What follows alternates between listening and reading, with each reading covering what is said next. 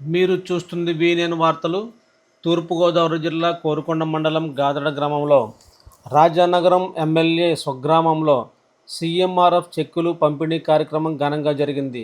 ఈ కార్యక్రమంలో 109 మంది లబ్ధిదారులకు మొత్తం 83 లక్షల విలువైన చెక్కులను ఎమ్మెల్యే బత్తుల బలరామకృష్ణ చేతుల మీదుగా పంపిణీ చేశారు.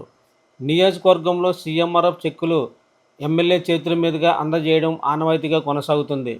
అయితే సంక్రాంతి పండుగ సందర్భంగా నియోజకవర్గంలోని సీఎంఆర్ఎఫ్ లబ్ధిదారులందరినీ ఒకచోటకి ఆహ్వానించి ఒకే కార్యక్రమంలో చెక్కులు పంపిణీ చేయడం విశేషంగా నిలిచింది.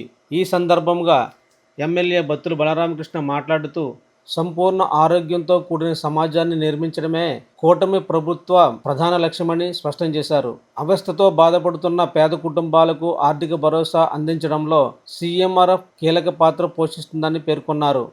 రాజకీయాలకు అతీతంగా ప్రజల బాధలను తగ్గించడమే ప్రభుత్వ ధ్యేయమని, వైద్య ఖర్చుల భారాన్ని తగ్గించేందుకు సీఎంఆర్ఎఫ్ నిధులను వేగంగా మంజూరు చేసినట్లు తెలిపారు. లబ్ధిదారులకు చెక్కులు అందజేయడం ద్వారా వారి కుటుంబాల్లో కొంతైనా ఊరట కలుగుతుందని ఆయన అన్నారు. ఈ సందర్భంగా ఎమ్మెల్యే బత్తుల బలరామకృష్ణ ముఖ్యమంత్రి చంద్రబాబు నాయుడికి, ఉప ముఖ్యమంత్రి పవన్ కళ్యాణ్కి ప్రత్యేక కృతజ్ఞతలు తెలియజేశారు. ఈ కార్యక్రమంలో స్థానిక నాయకులు, కూటమి నాయకులు, పార్టీ కార్యకర్తలు, లబ్ధిదారులు పెద్ద సంఖ్యలో పాల్గొన్నారు. ఈ సీఎంఆర్ఎఫ్ చెక్కుల పంపిణీతో గాదరాడ గ్రామంలో పండుగ వాతావరణం నెలకొంది. 2026లో త్వరలో ఆ పథకాన్ని కూడా కంప్లీట్ చేయబోతున్నాం. అలాగే అదే విధంగా అందరికీ కూడా పెన్షన్లు, ఎవరైతే అర్హులు ఉన్నారో పెన్షన్లు కూడా త్వరలో కొత్త పెన్షన్లు ఇచ్చి ఈ యొక్క పెన్షన్దారు వికలాంగులు, వృద్ధాప్య పెన్షన్లు, విడో పెన్షన్లు కూడా ఇవ్వడానికి ప్రభుత్వం రంగం సిద్ధం చేసింది. ఈ యొక్క ఏదైతే గత ప్రభుత్వ హయాంలో అల్లకొల్లాల కింద దీని యొక్క రైతుల యొక్క భూములు కానీ, పట్టా భూములు కానీ, లేకపోతే ఇళ్ల స్థలాలు కానీ ఈ రెవెన్యూ శాఖ అంతా కూడా అస్తవ్యస్తంగా తయారు చేసిందో వాటిల్ని కూడా ఒక ట్రాక్ మీద తీసుకొచ్చి ఖచ్చితంగా అర్హులైన వాళ్ళందరికీ కూడా ఈ యొక్క పట్టా అనేది కూడా, పాస్బుక్ అనేది, పట్టా అనేది, డాక్యుమెంట్ అనేది కూడా ఖచ్చితంగా మాత్రం రాజముద్రతో కూడినటువంటి పాస్బుక్లు అందరికీ ఖచ్చితంగా అందజేస్తున్నాం. మనం రాజముద్రతో కూడినటువంటి ఈ యొక్క పాస్బుక్లు అందరికీ అందుబాటులోకి తీసుకొచ్చి ప్రతి ఒక్కరికి కూడా రీసర్వే పక్కాగా చేసేస్తున్నాం. అలాగే కొత్తగా ఇళ్ల స్థలాలు కూడా ఈ యొక్క రాష్ట్రంలో గత ప్రభుత్వ హయాంలో కానీ చూసినట్లయితే ఇళ్ల పట్టాలన్నీ కూడా గందరగోళంగా ఇచ్చారు. పట్టాల్లో సరైన సంతకాలు లేవు, పట్టాల యొక్క సరిహద్దులు ఎవరికి తెలియదు, పట్టాల్లో ఎక్కడ ఉందో ఇంటి స్థలం కూడా తెలియని రీతిలో కొన్ని చోట్ల సంబంధిత అధికారులు సంతకాలు లేకుండా పట్టాలు ఇచ్చారు. అవన్నీ సరిచేసి అర్హులైన వాళ్ళందరికీ కూడా 3 సెంటుల భూమిని మనం ఇంటి పట్టాగా కూడా ఇచ్చి ఇంటి లోన్లు ఇవ్వడానికి ప్రభుత్వం రంగం సిద్ధం చేస్తుందని ఈ సందర్భం తెలియజేస్తున్నాం. అలాగే ముఖ్యమంత్రి సహాయ నిధి నుంచి సుమారు 16 కోట్ల రూపాయలు ఒక్క రాజానగరం నియోజకవర్గంలోనే మనం ఇక్కడ ఇంటింటికి తీసుకెళ్లి చెక్కులు అన్నీ కూడా పంపిణీ చేయడం జరిగింది.